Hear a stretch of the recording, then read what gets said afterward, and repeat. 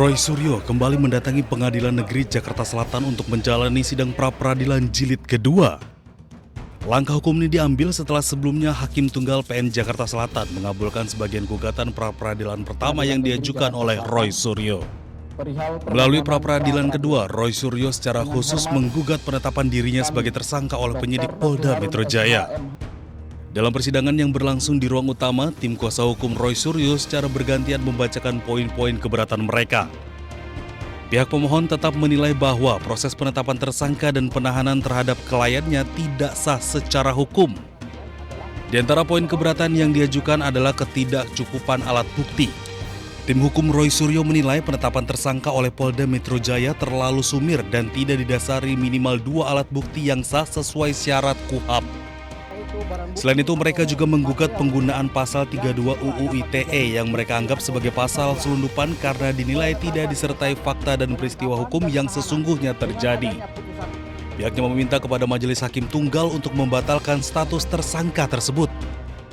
Hanya singkat atau hanya satu. Meskipun singkat, ini terdiri dari 24 halaman tadi yang kita baca, ya. Yang kemarin lebih dari 30 halaman. Dan singkat tapi ini sangat bermakna. Karena ini kalau kata Mas Gafur tadi, ini disetujui atau ini dikabulkan, maka itu akan berpengaruh kepada didakwakannya pasal 32 ayat 1 kepada saya. Karena alasannya tadi jelas, Pak Yasena tadi juga sudah mengatakan apa yang nanti akan diuji itu tidak berkesesuaian antara barang fisik, barang analog, dan barang digital. Hakim Tunggal yang memimpin persidangan nantinya akan mempertimbangkan seluruh fakta hukum yang terungkap sebelum menjatuhkan putusan akhir pada Senin tanggal 20 Juli mendatang. Dari Jakarta, Hadisti Arifa, Seto Pratomo, iNews melaporkan.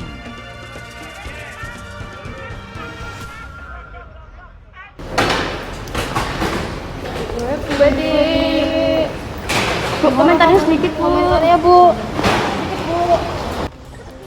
Usai terjaring operasi tangkap tangan, Bupati Sukoharjo Etik Suryani diperiksa KPK di Mapolres Surakarta.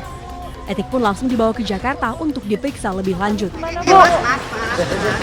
Jalan Kepuh gimana, Bu? Jalan Kepuh. Gelap semua ini, Bu, jalannya. Selain Etik, KPK juga menangkap 4 orang lainnya. Sebelumnya, Etik dijemput oleh petugas KPK di rumah dinasnya di Solo, Jawa Tengah pada Kamis malam.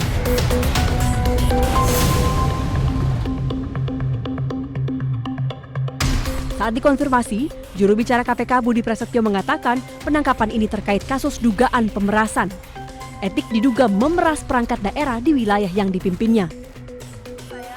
Etik Suryani menjabat sebagai Bupati Sukoharjo sejak tahun 2021. Etik terpilih lagi pada tahun 2025 lalu. Pada periode keduanya, Etik berpasangan dengan Wakil Bupati Eko Sabto Purnomo yang diusung oleh Partai PDI Perjuangan. Dari Solo, Jawa Tengah, Septiantoro, iNews melaporkan. Kloter pertama tadi sudah tiba di Gedung Merah Putih KPK sejumlah 4 orang. Salah satunya adalah Bupati Sukoharjo dan 3 orang lainnya merupakan ASN di wilayah Kabupaten Sukoharjo. Kemudian untuk kloter berikutnya, rencana siang ini akan tiba di Merah Putih KPK sejumlah 5 orang lagi, 3 merupakan ASN di Pemkab Sukoharjo dan 2 lainnya adalah pihak swasta. Pihak-pihak tersebut diantaranya diamankan di wilayah Wonogiri, Solo dan juga Sukoharjo. Selain mengamankan sejumlah orang tersebut, tim juga mengamankan barang bukti diantaranya dalam bentuk logam mulia, kemudian uang tunai, baik rupiah maupun falas, ada dolar Australia, kemudian juga ada dolar Singapura.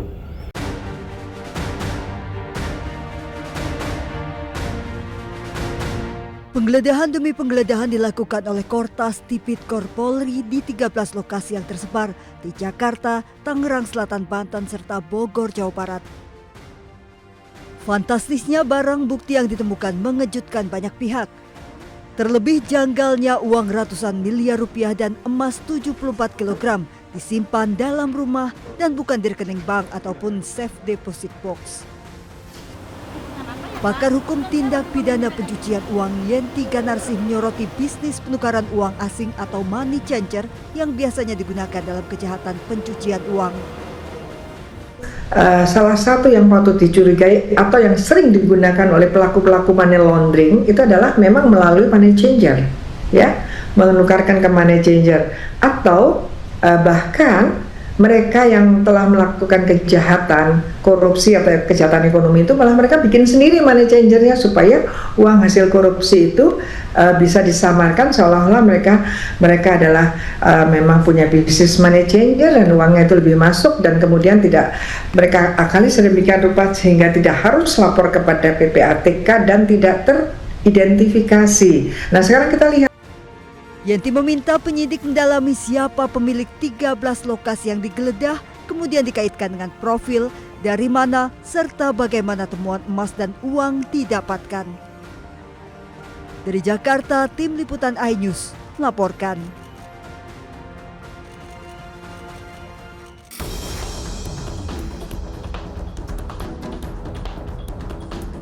Komisi 3 DPR RI mendukung pengusutan kasus dugaan korupsi oleh Kortas Tipikor Mabes Polri. Ketua Komisi 3 DPR RI Habibur Rahman menegaskan semua pihak yang diduga terlibat kasus korupsi harus dimintai tanggung jawab di depan hukum apapun jabatannya. Kasus ini harus diusut tuntas dalam koridor presisi, yakni prediktif, responsibilitas, transparansi, berkeadilan, dan independen. Siapapun yang terlibat dalam korupsi batubara ini harus dimintai pertanggungjawaban secara hukum. Sementara anggota Komisi 3 DPR RI, Sudesan Tandra, meminta jajaran TNI Polri hingga jaksa solid mendukung pengungkapan kasus dugaan korupsi yang ditangani Kortas Tipikor Polri. Menurutnya, terduga pelaku korupsi harus dimintai tanggung jawab meskipun berlatar belakang pejabat publik. Kepada TNI Polri untuk solid, Termasuk jaksa juga. termasuk jaksa, solid di belakang penyidik Kortas Tipikor untuk bagaimana mengungkap perkara ini seterang-terangnya, sejelas-jelasnya, dan memberikan informasi kepada masyarakat dan menghukum pelakunya seberat-beratnya.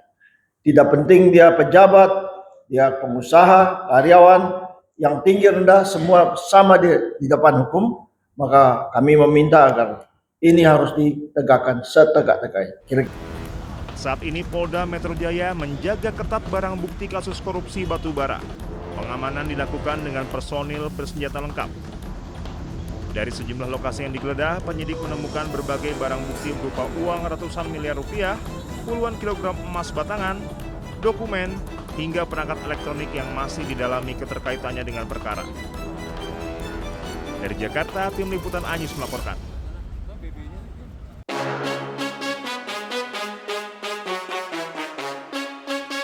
Mobil yang satu ini memang sangat unik. Seorang warga Cili Ariel Oses mengubah kendaraannya menjadi album berjalan besar dengan menutupinya menggunakan lebih dari 10.000 stiker Panini. Ya, FIFA Mobile lebih dari sekadar proyek koleksi. Merampungkan album Piala Dunia adalah mimpi masa kecil, dan mimpi tersebut mengambil dimensi kolektif dengan ratusan penggemar menyumbangkan stiker mereka dan mengubah kendaraan tersebut menjadi simbol gairah sepak bola. Más de 10.000 láminas pegadas en el auto, o sea, estamos calculando que ya son más de 10 álbumes completos, porque un álbum se llena con 980 láminas más o menos. Mi álbum aún no lo completo, porque 1000 láminas la pegué en el auto, entonces aún no lo completo, lo tengo ahí, pero ahora sí lo voy a empezar a completar, porque es algo que tengo que terminar sí o sí. Mobil tersebut juga menjadi platform kolektif karena penggemar lain dapat menempelkan stiker mereka yang berulang atau menerima stiker yang belum mereka miliki dari Oses. Penerbit Panini turut serta dalam inisiatif dengan menyediakan stiker agar tidak ada anak-anak yang ketinggalan berpartisipasi. Meskipun Chili absen untuk kali ketiga beruntun di Piala Dunia, inisiatif Oses dimaksudkan untuk menjaga semangat turnamen tetap hidup sekaligus menunjukkan bahwa bagi ribuan penggemar sepak bola, perayaan sepak bola terbesar juga bisa dinikmati jauh dari lapangan.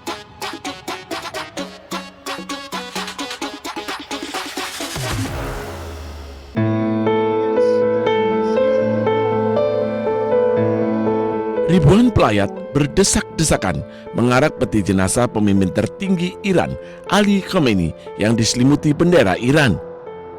Prosesi pemakaman ini dimulai Rabu pagi di area jembatan Kufa sebelum melewati kota. Upacara pemakaman di Najaf berakhir setelah peti jenazah Khamenei tiba di komplek makam suci Imam Ali bin Abi Thalib. Kerumunan warga juga mengiringi truk yang membawa peti mati Khamenei bersama beberapa anggota keluarganya. Beberapa pelayat juga terlihat mengibarkan bendera Irak dan Iran, menandakan kedua bangsa tersebut memiliki darah dan jiwa yang sama. هذا التشييع المهيب للسيد الخامنائي الشهيد يعبر عن تمسك ووحدة الأمة الإسلامية ورفضا لهذا العدوان على الجمهورية الإسلامية، وأن هذا التشييع في إيران وفي العراق يدل على أن السيد له مكانة في المجتمع الإسلامي في المجتمع.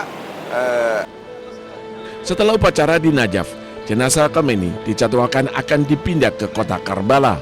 Prosesi pemakaman yang berlangsung selama beberapa hari ini dijadwalkan berakhir pada hari ini di kota Mashhad, Iran Timur Laut, tempat Khamenei akan dimakamkan. Pemimpin tertinggi Ali Khamenei tewas dalam operasi militer gabungan Amerika Serikat dan Israel melawan Iran pada 28 Februari. Putranya Mujtaba Khamenei kemudian diangkat sebagai penggantinya.